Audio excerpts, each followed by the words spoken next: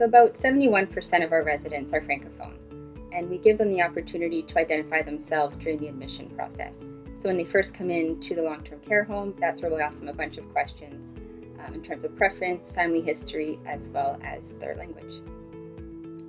So services in French here in our long-term care home really start with the environment.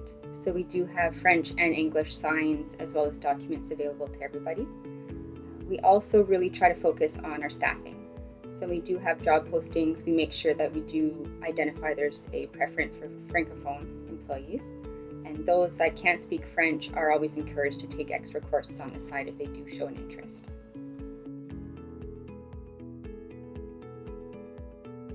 We're looking at working a little bit further and getting nameplates put outside the resident doors that identify their language and name tags for staff that will identify the languages that they speak.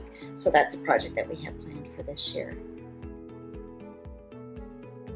Here at the Bignackla residence, it's extremely important for us to be able to offer French language services to our French-speaking residents.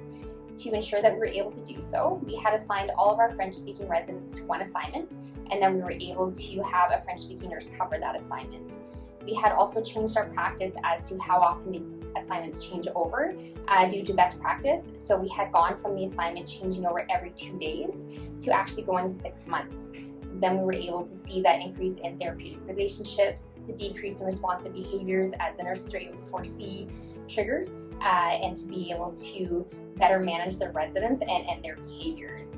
It was working really, really well for about a year, and then COVID hit.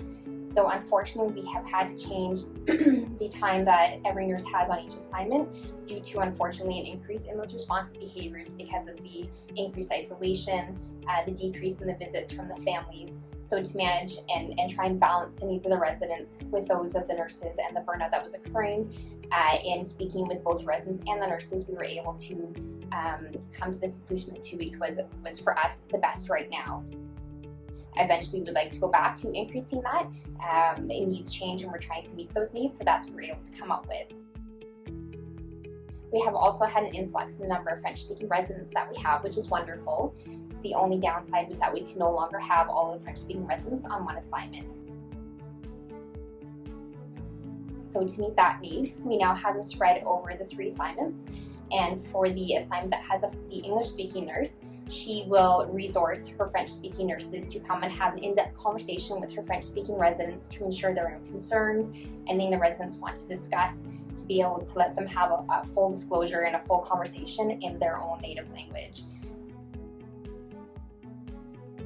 Pour moi, c'est très important d'offrir des services et des soins adaptés aux francophones parce que ces gens-là sont vulnérables, sont frêles souvent, puis d'être en mesure d'être compris puis de comprendre ce que l'on dit, ça leur donne vraiment un sentiment de sécurité puis de bienveillance, là. Ils se sentent vraiment chez eux.